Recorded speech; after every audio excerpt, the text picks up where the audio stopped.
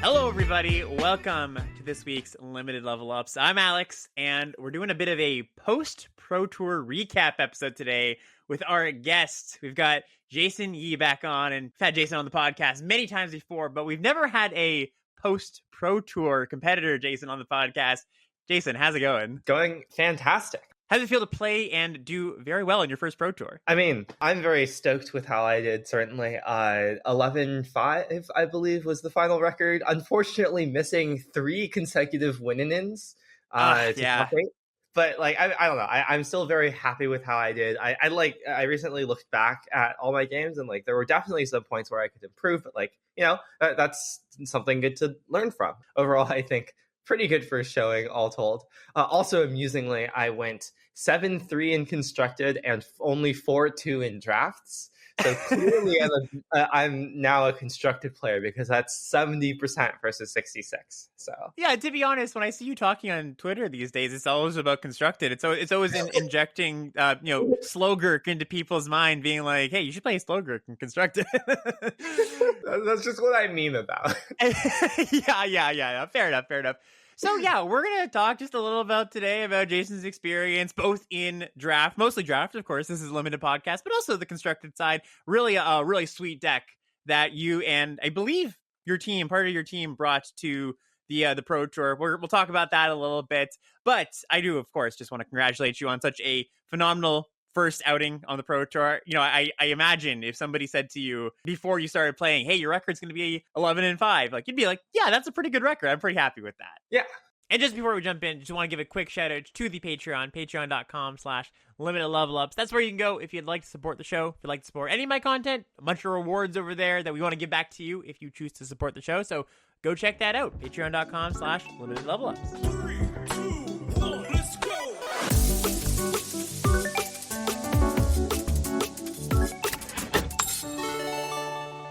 All right, so Jason, first things first, before we get into how the event went and your drafts, I think I and a lot of the listeners would just love to hear the behind the scenes stuff, the Pro Tour testing stuff. That's always the juiciest stuff for me when I hear people talking about their Pro Tour preparation, just going in. What were your thoughts about the draft format? Let's start there, I think.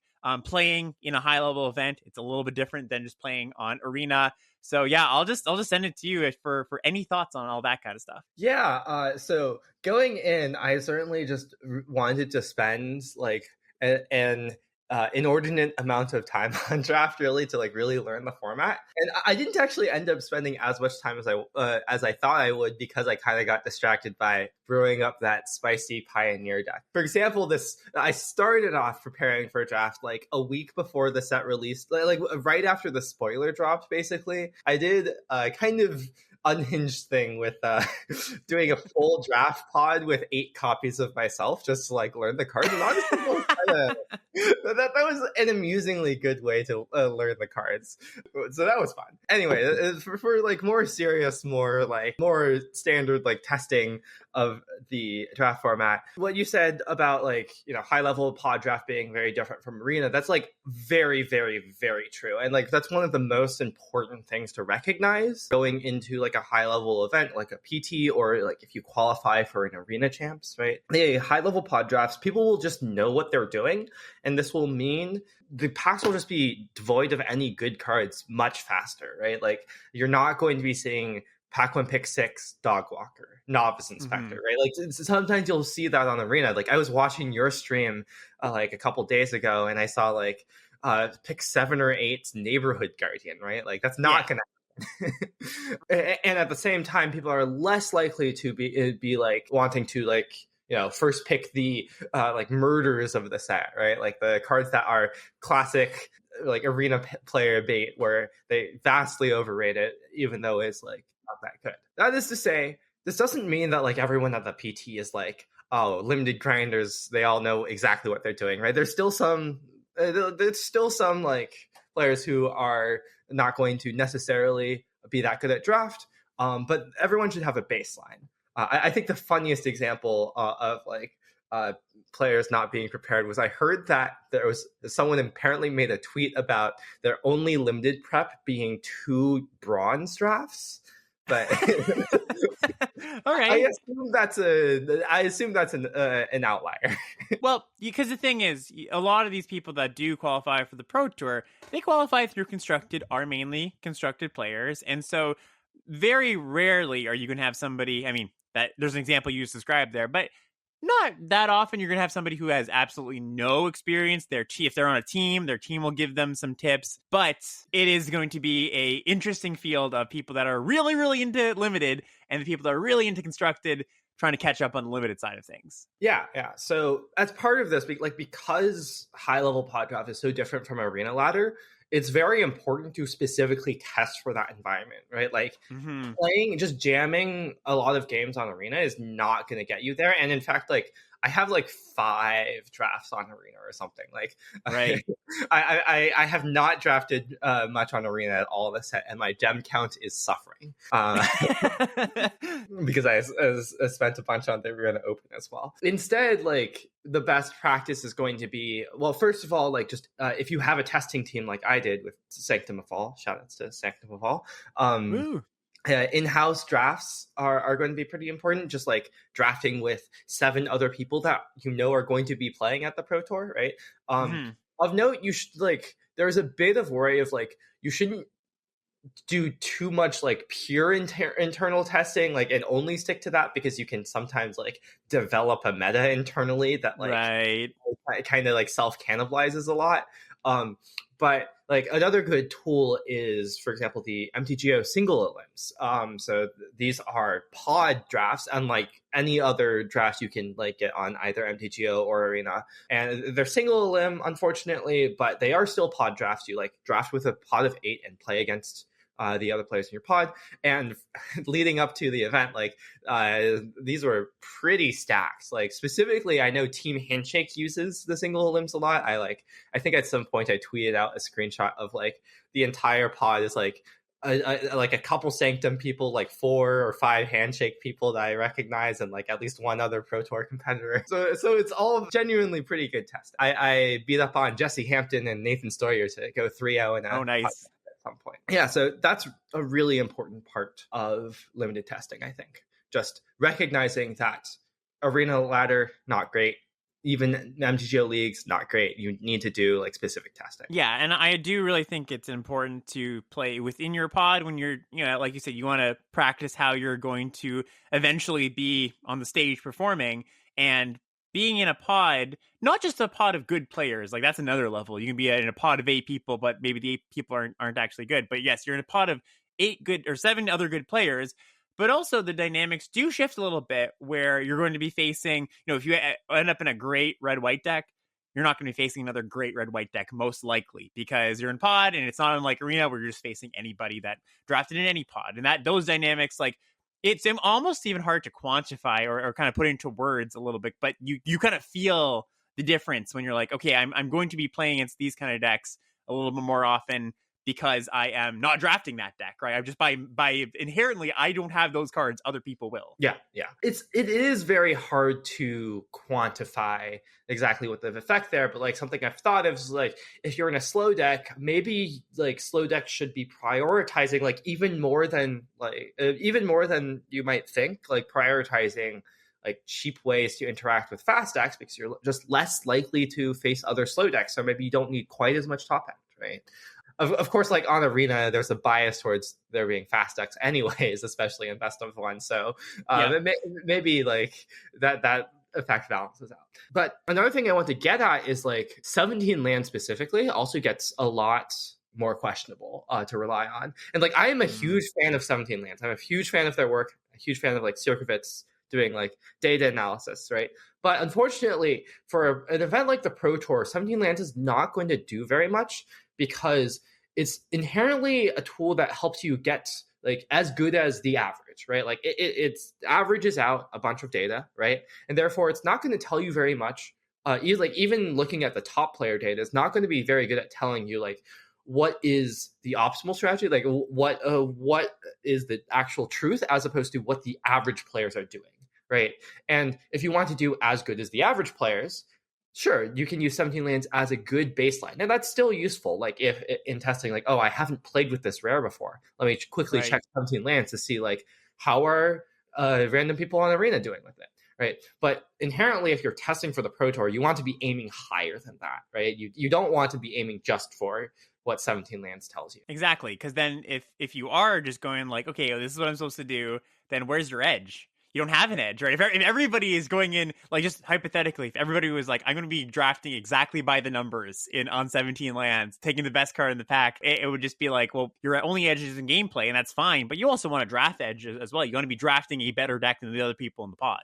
Yeah. Yeah, so let's just talk a little bit about the packs drying up fast and just your thoughts on navigation, because this is something that happens, if I'm doing the Lords Unlimited versus LR team drafts, I definitely notice this, a pod of great people, or if you're on Arena Open day 2 or on MTGO single elimination pod, the packs are going to dry up fast because you're not going to get past the good cards because people are going to take the good cards. And this also does happen from time to time in your average Arena Premier best of 1 or best of 3 draft. How do you think about the packs and the pods, and what's your strategy for navigating when you get to pack 3? Maybe you picked 1, 2, 3 good cards, get to pick 4, and you're like, there's nothing really here. Like, where does your mind go? How are you trying to navigate from there? Of course, a PT draft is not going to be quite as the packs are going to be a bit more full than team draft with like Luis and Marshall. Yeah, for sure. Team draft dynamics, but still, yeah, there's definitely that dynamic of people are just taking the good cards. And what this means is that you kind of need to be better at working with the scraps of packs, right? Like you're going to need to know how to make your deck function when you don't have like 6 premium commons in your deck and like 5 premium uncommons and a couple bombs, right? Like you see all these insane like trophy decks on 17 lands, right? But you're not realistically going to get something quite that streamlined. So you need to know how like every single card in the set works and like how to make all of those work, because sometimes you might need to like, for example, in my day 1 draft, I like got a late copies of Meddling Youths and a late Kadoltha Rebirth. Well, not late in that I would have expected those to like go about that late. They're not, amazing cards, but I needed to be able to know how to use those cards, know how to take advantage of those cards, because that's like all I had, right? I didn't have better cards. I didn't have like 3 novice inspectors. Instead, I had these like somewhat less efficient 5 drops, but they could still win games. One thing I've noticed is deep synergies tend to work out less in pod drafts. If something really requires you, like something like Insidious Roots or Chalk Outline, right? Those kinds of cards are going to be significantly harder to make work, because not only do you need to have like cards that like work with them, you also, because they're so clunky like themselves, the way you generally make Roots and Chalk work is by having like efficient cards otherwise, right? Like Rubber Bolt Maverick, V2 Ghazi Inspector, things that will like help catch you up. But like you aren't always going to get those premium cards because other people will also want those efficient cards, right? Not to say that you can't make a Roots or Chalk deck work. Like I certainly lost to one in day 2, I believe. It's just going to be a bit harder, and it's good to keep that in mind. Right. And the fundamentals of limited, like power and toughness, attacking, blocking, that's going to be slightly more valuable. So one card that I was thinking about recently was like Defenestrate Phantom. It's not an amazing card by any stretch, right? I do not want to put that card in my deck, ideally. But unfortunately, you're not always going to have the ideal situation, right? Sometimes you'll need like more creatures, more ways to like close out the game. And it sure does have 4 power and 3 toughness on a flyer. It can kill your opponent legitimately, right? And like if your opponent's deck is also going to be a bit clunkier, it can definitely get there. This isn't to say you should like take it highly and like say like, oh, this is how I plan to win this draft. But sometimes that's just the tools that you're offered, and like it's better than playing like an under-supported like synergy card, right? Because there's some synergy cards where like if they're under-supported, they just don't do anything, right? Whereas at the worst case for Defenestrated Phantom is just a large flyer that's not efficient. Yeah, and when you don't have all the options of making this synergy deck tick, you kind of just want all of your cards to do the thing they do when you cast them, right? It's just like, well, I know what I'm getting into when I cast this card, and anything with power and toughness is going to kind of fall into that camp. And actually, it's funny, as I was streaming this week, and maybe even some conversation in the Limited Level Ups Discord. I was noting, people were noting certain cards people were playing in their Pro Tour decks, and I was talking about certain cards on stream this week where I'm like, yeah, like I haven't hated this card. Like Definitive Stride Phantom was definitely one of those ones. I'm like, I haven't hated it, I haven't loved it, but I haven't absolutely been like, oh man, I hate this card in my deck. And you'll chime in with, yeah, it's a pod draft card. It's a pod draft card. It's just like, there's a lot of cards that kind of fall into that camp. Another good one might be Basilica Stalker, like the 3/4 flyer disguised creature that when it hits you, you surveil one and you gain a life. Like I know there was one deck where in the Pro Tour they went 3-0, somebody had like 4 of them. And people are like, whoa, is there some secret here that I don't know? And it's like, no, the secret is just that like sometimes you just have to play things with power and toughness. Like you said, get a bit scrappier. Yeah, and like I think Stalker is a perfect example of that, because the secret is just like, if you don't remove Basilica Stalker, it is legitimately a card that can take over the game, right? It's just that it costs so much mana that like, if everyone has like a scrappy deck, like sometimes it'll just go unremoved and it'll just take over the game, and that can be valuable. On the flip side, though, I also want to point out there's some cards that like on Sanctum we like to call these cheeky cards, that like bad cards that do have like upsides, specifically if you like build around them a bit in ways that aren't like exactly how you would generally like want to build your deck ideally. One classic example of this is like auras. Like Due Diligence is the best example in the set. Due Diligence is inherently a powerful effect, right? Like you're immediately getting 4 hasty damage, and then like plus 2/+2 of stats that like sticks around, right? Obviously, it has a huge fail case, which is like if your opponent has immediate removal for it, right? But it certainly can put your opponent to the test, right? Like you go 1-drop, 2-drop Due Diligence. If they don't have it, they just die. And that's like very high upside. Sometimes your deck is not going to have the tools to have other upsides, right? Sometimes this is the best you got. So sometimes you have to lean into these cheeky cards. Other cards might be like things like Caught Red-Handed, right? Like it's just a kind of effect that like can win the game out of nowhere. These cards obviously do have their downsides. You shouldn't, I'm not saying that you should like in a pod draft be actively looking to like make these kinds of cards work. But again, this is part of what I am saying when I say you need to know how to use every single card in the set. If you know how to use every single card in your set, if you have such a wide range, that's going to give you a lot of equity. And I think that's one of the most important parts of doing like high-level pod drafts. Yeah, and I think that's probably a pretty clear advantage somebody like you is going to have over somebody who is more constructed focused, who's maybe looking to get caught up to speed. I'm assuming that a lot of these people who are just asking their teams, or just looking at content for, okay, what's good in this format, are going to be a lot more, here's the cliff notes of it, right? Here's how to, like, here are the best cards, here are the best decks. And they're going to miss out on a lot of those things that you just mentioned that are tools that you really do need to use in these high-level drafts where things get scrappier. And if you're kind of thinking of things that's more like binary, this card is good, this card is bad, I think you're leaving something on the table. And I would even apply that to people drafting right now on Arena. If you're looking at every card in the set as this card's bad, this card's good, I mean, it's good to have that as a baseline, but don't think of the quote unquote bad cards as the unplayable ones. Think of them as the ones you might have to play in certain spots if your draft goes a certain way. Yeah, 100%. So you were talking about Team Handshake a few minutes ago, and that's, for those who don't know, that's lots of really phenomenal players. They've done phenomenally in both this Pro Tour and previous ones. We've got Simon Nielsen, we've got Nathan Stoyer, to name just, the two really big names right now. And they had a pretty unconventional / fighting against the grain strategy going in, that they were saying that they didn't really want to be white going into this format. They thought it might be overdrafted, and they wanted to draft blue-black. And that's like completely not, like I said, very against the grain, not what I assume many people were trying to do going in. People were kind of hypothesizing about why they would want to do that, and you kind of chimed in the Discord earlier this week. So I thought it'd be cool if you could share your perspective on not just that specific strategy of in this format, but just the strategy of like going way against the grain of what you expect people to be drafting in a Pro Tour setting. Yeah, so what I've said before and what I'll say here is like, I don't think I like agree with the like fundamental conceit of their strategy. I think that like trying to metagame in that way is like assuming too much that people will do what you think they will. Like there are 250 people in this event. They have wildly different skill levels at limited. There probably will have wildly different perspectives. Sure, there is the general conception that like white is the best color, right? Like everyone's saying this, content creators, etc.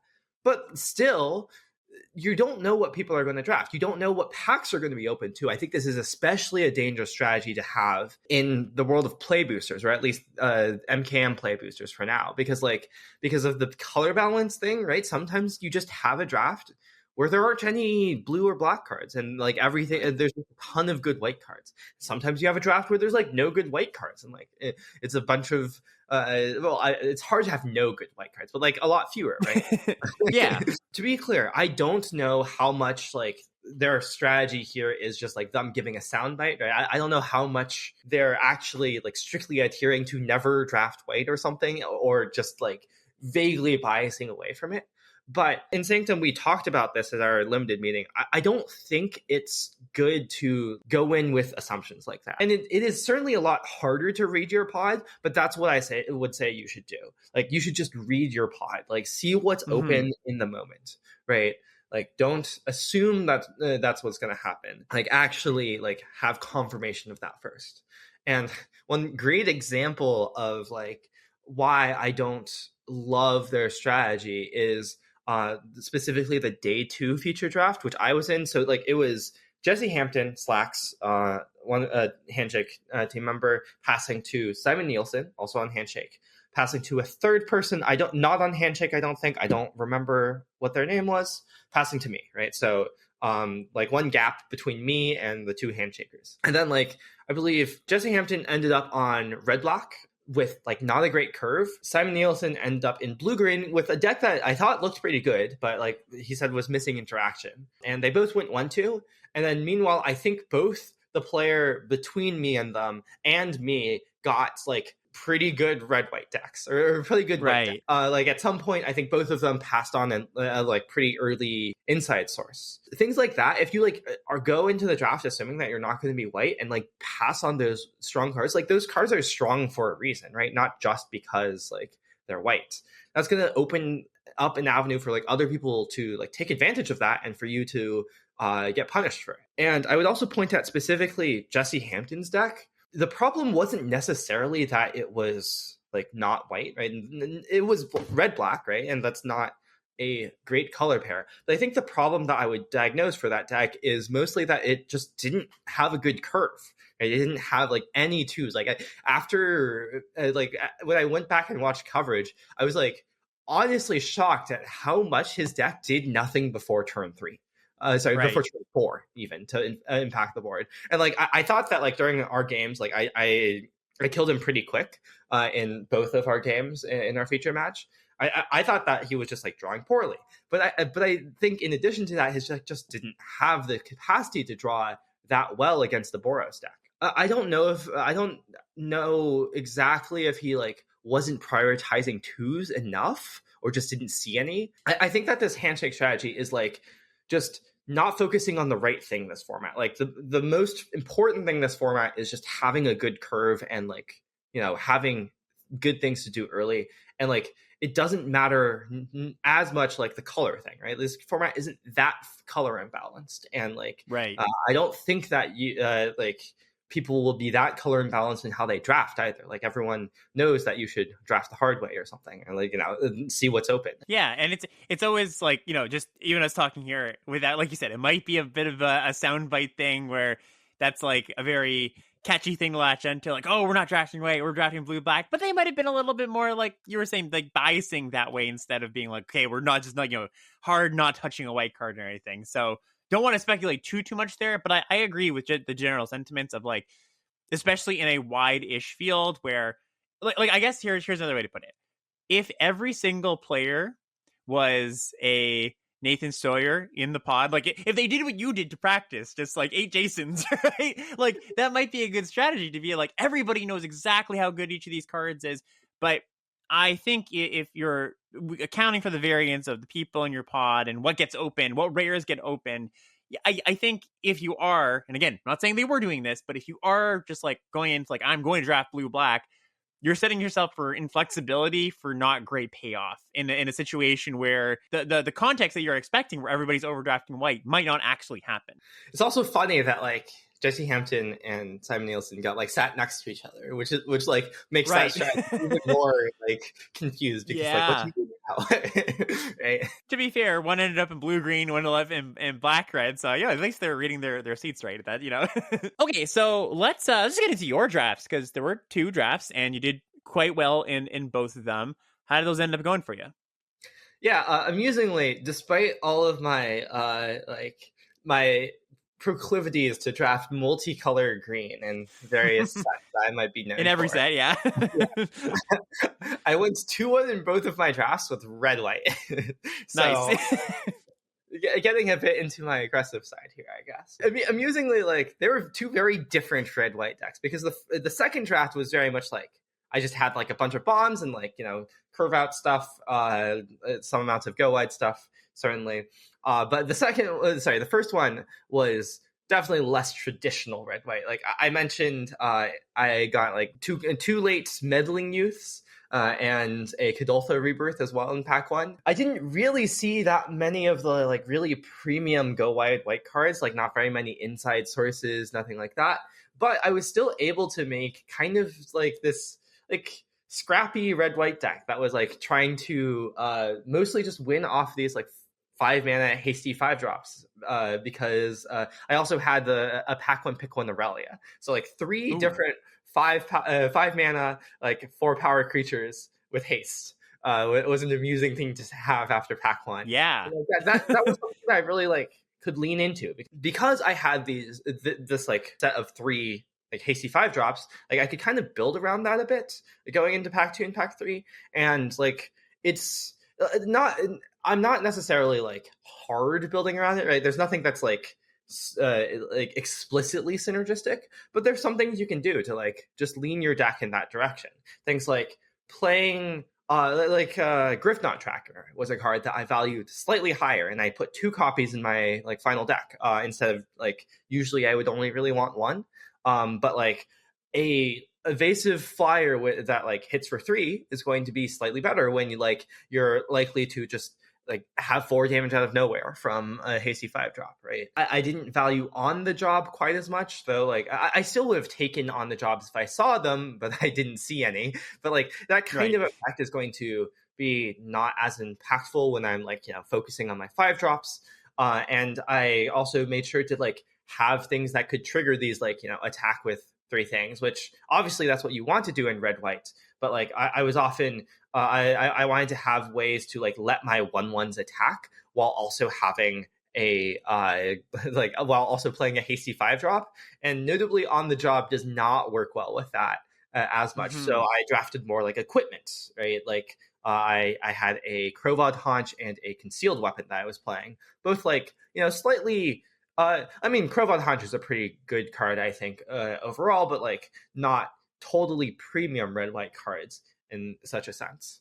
I also really wanted to make my Kadoltha rebirth work because I really needed that like as my method of going wide. I got that really late in pack 1 because understandably it's not a like amazing card generally. And we should probably even just say what it is, because I'm sure a lot of people are like, what is that card? It's the one, it's from the list. It's like single red mana, sacrifice an artifact you control or destroy it, and you make 3 goblins. It's generally not great, right? Because like it can be just stuck in your hand, and you know, giving up a clue to make 3 1/1s, like it sounds neat, right? 1 mana 3 1/1s, that's such a good rate, right? But like sacking a clue is quite a bit. But like I was able to make it work. I was able to like add a couple cards here and there that like made it slightly better. For example, Krovod Haunch, right? You can sack the Haunch and pay 2, and now you get 5 1/1s. So you don't nice. Yeah. Haunch. Or sweet. Harry Dronesmith is another one, like gives you a free artifact to sack. Obviously, both of those are going to be good in red white, but I definitely prioritize things like that higher and prioritize like getting more clues in my red white deck as well. Yeah, and I think what you just talked out there is like a really good example of what you mean by like getting a little bit scrappy sometimes, like piecing out of these synergies that like you're still respecting the fundamentals of your deck, good curve, making sure you've got enough creatures.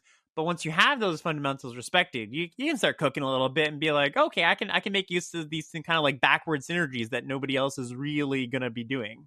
Yeah. Oh, another card I wanted to shout out that unfortunately I didn't actually ever like win a game with, but caught red-handed, Mm, specifically as another hasty 5-drop kind of. yeah. When you have hasty 5-drops, like caught red-handed does legitimately get better because, like, again, just like swinging that combat, that surprise damage out of nowhere, like plays better with more copies of itself, right? Unfortunately, I never like drew it relevantly, except in one game where my opponent cast an Azoni, and I did steal and attack with that Azoni and make two ones, but unfortunately, it was Nice. not quite enough. I almost won, but not Oof. quite. That'd be great. Just last pick card beating the sick first pick bomb. Like that's a good story. Oh, I'm also very sad I never got to caught red-handed a Granite Witness, sack it to Kadoltha Rebirth. Oh yeah, that's a nice one too. Yeah, like Conrad Hand is weird. By the way, this is this active treason 5 mana, take your thing, instant speed, and suspect it. There's a few things you can do. There's a few like interesting things you can steal with it. Like I stole a massacre girl in combat once, and like that kind of works kind of well. So it's definitely a card that when you put in your deck, you can have some stuff in mind, like the things you just mentioned. Just like, oh, I can do a few cute things with this. But then in game too, you're like, oh, that's interesting if I steal that mid combat. So you're often going to want to do that, steal your thing, attack with it. But sometimes you do it on blocks. So that was your first deck. What about the second deck? How did that go? The second deck, I feel like was just a lot less interesting. I just had let's count them off. Ranger Captain Nukios, Lamplight Phoenix, Wojek Investigator, Agris Kos. I think I want to say at least one more. Oh, right, War Leader's Call. Though I like didn't really Oof. draw that one. So like Jeez. just a bunch of red white bombs and like a decent curve, like 2 Mask Makers with like 2 Granite Witness, 2 Offender at Large, and then like a bunch of 2s and like a couple tricks here and there for interaction mostly.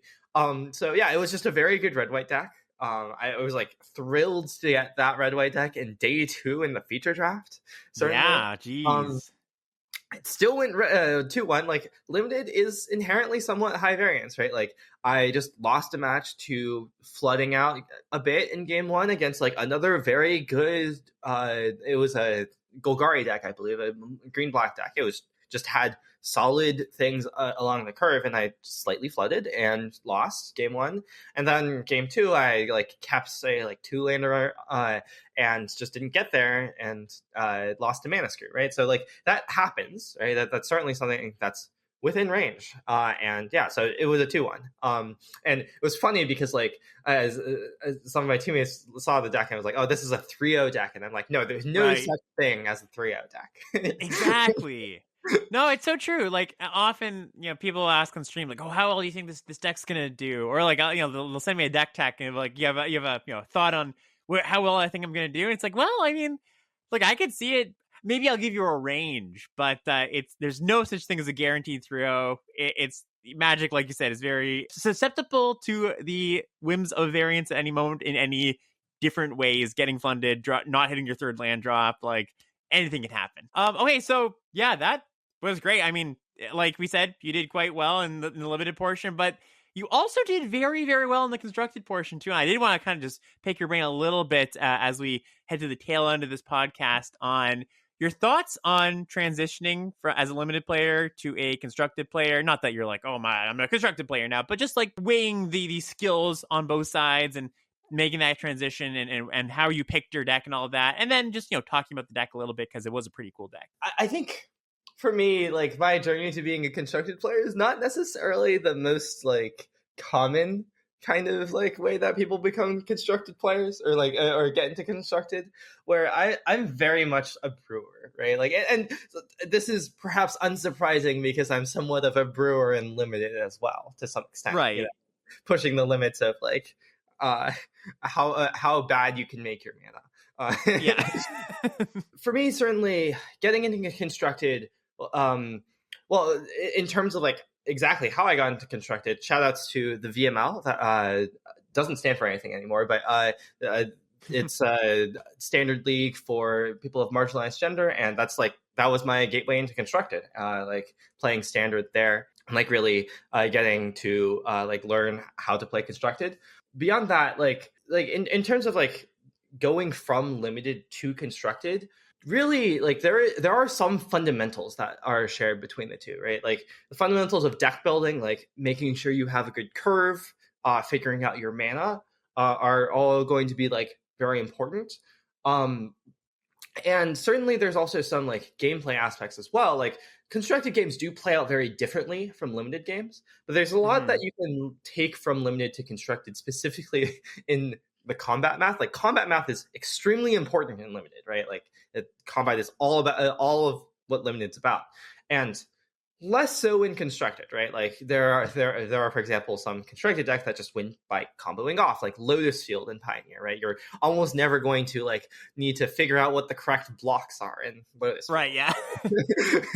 Or like it's not going to be very hard. But like there's definitely some situations in constructed that you'll really need to know your combat math. Like for example, the Red Boros Convoke deck in Pioneer is a deck all about combat math.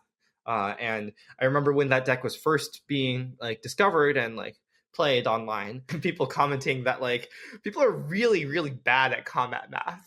And there were a lot of like people that were playing poorly in combat, both with and against Convoke. So that's a good thing that like to bring from limited to constructed, certainly. I've actually played a decent amount of standard in the last little while, and I definitely felt that playing against that Convoke deck where the Convoke player would be like, okay, attack all, and I'd be like, okay, blocks, I don't die, and then I just kill you? Like, like, and then, I think as limited players, we're very trained to be like, all right, if I attack all, what's the crackback looking like? And yeah, it's maybe not as ingrained in every constructed player. There's also, like, in modern, I've heard, like, Yawgmoth, the, like, Yawgmoth combo deck, described as, like, a deck that, like, threatens to combo and uses that threat to combo to instead be a bad limited deck and, like, just like, have some mopey beatdowns and win that way. So, like, combat math can certainly be quite important and constructed, and that's definitely something you can take from limited. I don't know, like, how much else I can like say about the relationship between limited and constructed, because again, like I feel like I have not that standard like perspective on like honestly both limited and constructed, because I'm like very much a brewer, right? Like I'm very much like trying to like push the limits, and like with my deck at the PT, right, Jeskai Creativity, first of all, that was like very much a team effort of Sanctum. Like again, shout outs to Sanctum. What's going on in that deck? Like for those who don't know what creativity is or like anything in that realm, like just a quick descriptor of what this deck's all about. Basically what we did was going into the format, right, into like MKM spoilers. One of the big things that we were interested in was Lightning Helix, right? And also just even before that, we were interested in like developing control as an archetype, and specifically one of our members, Talia, was like very interested in trying to patch up like make blue white a bit less exploitable, like make control a bit less exploitable in the format. And then Lightning Helix. Then we saw that Lightning Helix was coming, and that like shifted our thoughts to Jeskai a lot. Like we were already interested because of Fable. Obviously, Fable busted card, wins every Pro Tour. Yeah, so we were very much looking in like the Jeskai control direction for a long time. But then we saw like someone on CFB actually in a league playing a Grixis Transmog deck, and we took that idea, like using Transmogrify to find Atraxa, and we took that idea and kind of like mashed the two together, putting creativity instead of Transmogrify into Jeskai Control as like a better top end. And if you don't know what creativity does, this is Indomitable Creativity. It's X red red red.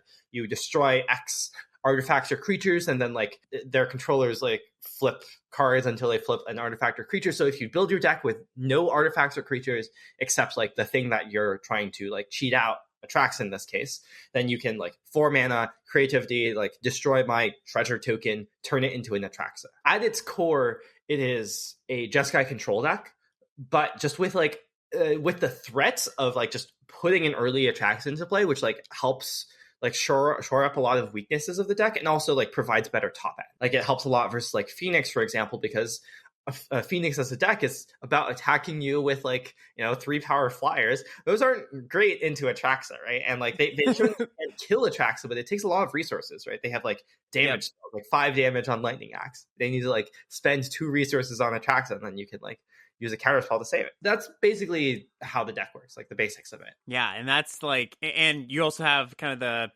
some planeswalkers, and there's, I believe, Wandering Emperor, like ways to make creature tokens, so that like you've got this control game plan that just happens to oops into Atraxa sometimes, which is, it's really, like you said, it's a lot less exploitable than the normal blue-white control plan, because you have kind of like your typical, here's, I'm playing against control decks, I didn't, these kind of cards. Cavern of Souls is definitely maybe an issue sometimes for those control decks, but if you just are suddenly the one presenting the threat, like that flips the game on the head to be like, oh, well, I wasn't equipped to deal with that at all. So I thought it was a really, like, when I saw your deck list when it was posted, I was like, oh, that's genius. I just immediately was like, that's a great deck. I'm not surprised that Sanctum came up with a deck like this, because it's really cool, and it performed very well for you. It's definitely a hard deck to pilot, though. Definitely more to the point of like presenting the threats. Like I think the term is false tempo that I've heard, like from like old Splinter Twin days, of like there's some like false tempo that you get from like your opponent needing to play around the fact that you could just creativity at any time, even like if they don't, even if you don't have it, right? They might think that you could, and that like can slow them down, which really benefits like the control plan as well. So, not to retread over, any slightly not great memories, but you did so well throughout the day. What eventually was your undoing? How did the games go that you ended up missing that winning in top 8 3 times? 3 winning-ins against 3 fantastic players, right? Sam Pardee, John Emmanuel Duprat, and Simon Nielsen. So like very amusing end bosses to have, certainly. And, like, yeah. Right. But yeah, so like against Sam Pardee, my match against Sam Pardee on Vampires was very amusing in that game 1 I kept a hand that was 6 lands in the Prismari command, and then he goes turn 1 Thoughtseize, take your Prismari command. I just have lands. Oof. I stand by that keep. You like mulliganing is really rough into a deck playing Thoughtseize, so like it's hard to not keep that. But he also just had the nuts of going Thoughtseize into Blood Tithe into Sorin, Show and Tell, a Vein Ripper, right? Yep. So was going to be hard to beat that hand anyways, and kept a risky hand, got punished for it maybe a bit. Game 2 was very close. I just like stuck a Teferi and like eked out some advantage. Never drew creativity, but like was just able to play the control plan basically. Game 3 was probably the most amusing. I keep a 2-lander. Sam keeps, I think, a 2-lander with Mutavault and Cavern. He goes Mutavault, Cavern. I play my 2 lands. Turn 3, he passes. So I'm feeling good. Or at least, like, if you're watching, you might feel like I'm in a good position. Turn 3, I pass and go to discard to hand size. Oh no, yeah. so that was a amazing start to a game, gotta say. But unfortunately, he drew out of it first, and also I like kind of played. I think I made a mistake that game in like giving him a bit too much of a window to resolve a Sorin, where I could have like played it a bit safer at the cost of like a few more resources. But I think that was like legitimately a mistake that I could have like done better at, like if I thought a bit more about it. But yeah, so that was my first match. Second match against JD. I mean, it mostly went as Phoenix game. Like most of the games just went as Phoenix games will go. Where like game 1, I like tapped out for a Fable on the play and then got punished by a specific sequence of like consider into Lightning Axe into Treasure Cruise, get back a Phoenix. Like that was something that I was definitely thinking about, but like, Phoenix just sometimes has these like pretty good fast starts where like they can like start applying pressure pretty quickly while also like drawing cards with Treasure Cruise. And I just fell a bit behind the ball there, game 1. Game 2 was a lot better for me, where I was just able to like basically like leverage that false tempo kind of to keep him off of like presenting any threats because of my own threat of creativity, partially, among other things, and just like play the control plan and then like eventually slam in a hard cast Atraxa to win the game. So that was pretty good. And then game 3 was a super interesting one where I had like a rest in peace that shut down a lot of his threats, but he was able to stick a crackling drake and like protect and like threaten to protect it with counter magic. And I think I unfortunately like played slightly suboptimally into that, and like I think I played a bit too scared that game of counter magic. There was a point where I flashed in a Wandering Emperor on upkeep to play around and like drawing negate for turn or something, but that ended up I don't think that ended up being a correct decision there, but it was certainly an interesting game. Would highly recommend checking it out. I think that might have been one of the matches of the day that like the coverage team shouted out or something. Yeah, I'm pretty sure it was. You can find it pretty easily. I'll post some links to some of the feature match stuff in the show notes for this episode. Match 3 against Simon Nielsen on Heroic. It just... I think Heroic is a deck, like Control versus Heroic is a deck that like doesn't have very many decisions other than like mulligan and sideboard decisions, because like the games are just play out pretty scripted. Like they present their threats and you present your answers, and like, sometimes it lines up well for one person, sometimes it lines up well for the other person, right? Unfortunately, it did not end up lining up well for me. And I think like I don't think I could have played any of the games better. Maybe I could have made slightly different sideboarding decisions or maybe mulligan decisions. It just didn't shake out my way, certainly. Simon Nielsen, obviously amazing opponent. We talked a bit afterwards about Limited as well. Oh, nice. Which is pretty nice. Yeah, and I think it just shows, honestly, that right there is very interesting. It shows the type of player you are, that after missing your winning in, your final chance at a winning in, you're just like, you want to talk Limited? Like, you know, like a lot of people would be like, oh man, that was I was so close, kind of down on themselves. But no, you're just like, let's talk about Magic more. Yeah, I mean, like, I think this is an attitude that you'll find a lot at like the top tables in Magic, right? Like, to be good, you kind of have to like be able to like roll with those, with when you lose, right? Like, yeah, and then I experienced this a lot. Like, all of my opponents in the Pro Tour were amazing. Like, just there to play the game well, and all very pleasant. That's how I think of competitive events a lot of times. Like I go, I don't expect any result. I just go try to play my best, and if it happens, it happens. If it doesn't, I try my best. I look back and see if there's any spots that I could have done anything differently. But you got to just know that if you enter a Magic tournament, sometimes you're gonna have to take the L. Sometimes you take the W's too. But if you're somebody who really, really, really hates losing, then you might have to back up on that if you're looking to get deeper into competitive Magic, because even the best players on the top tables against other good players only win like 65% of the time. A lot of losing to be had still. Yeah, like it's easy to think like, oh, if things would have like slightly gone differently, I would have like made top 8, right? Like it's easy to have spot.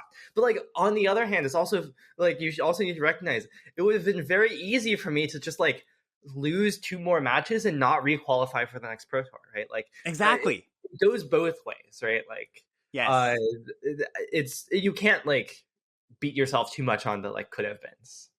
Yep. No, absolutely. Like I'll give you another example here. We, me and Mark Anderson, my set review partner, and Dom Harvey, we played a Team Sealed event this weekend. MKM Team Sealed, reasonably competitive event. It was like qualifying for RCQ type thing, and we opened a pool that was a little bit awkward, but it was pretty solid. We had like an Ezram, we had a few good rares. We thought it was like a slightly below average pool, and we went 0-2. And it was just the way things just kind of matched up with the way the games played out. Maybe drew a few extra lands on some games. But I could easily have seen that sealed pool and us playing like and making top 4 or something, right? So it's just like these little things that you just have to try to play your best. And in the times that you can kind of capture the moment and be like, hey, I played my best and it turned out well here, that works well for you. And sometimes it just doesn't break your way. So it's all about playing your best and focusing on getting better when you do lose. Yep. I think that pretty much covers most of what we had to talk about today. Any last thoughts before we pack up, or should we just call the show? I love competitive Magic. I really loved playing at the PT. It was like an amazing experience, and I'm excited to do that again, and hopefully even more in the future as well. Yeah. Yes, absolutely. No, I echo those sentiments, and I hope this time, if lines up in the future, hopefully you'll keep playing Pro Tours, and we'll actually I'll actually get to come to one and say hi, because this time in Chicago, for whatever reason, we just like did not the things did not line up, and we didn't even see each other. So Yeah. You're also so close to qualifying for this one too, right? Like, yeah, I almost played this one. I lost the winning into Mengucci in that Vegas GP style thing. So that would have been even better, because then we would have been maybe playing together or testing together, even cooler. But yeah, anyways, great to have you on, as always, Jason.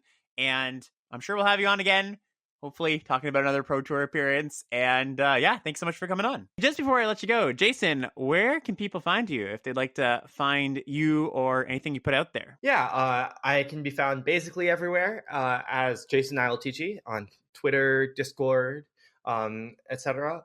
I guess my usernames on Magic Online and Arena are JasonYee4273. If you see me there, say hi. Yeah, you can also find I've recently been writing some articles on my own blog at experimentalsynthesizer.blog. So if you want to check those out, some of them are free. Yeah, really, really great articles. No surprises there. Jason, great player, great explaining thoughts of the game and drafting, all that kind of stuff, and laid out very nicely in very nicely written articles. So I would recommend. All right, well, everybody out there, thanks for watching and listening. We'll see you next time. Bye, everybody.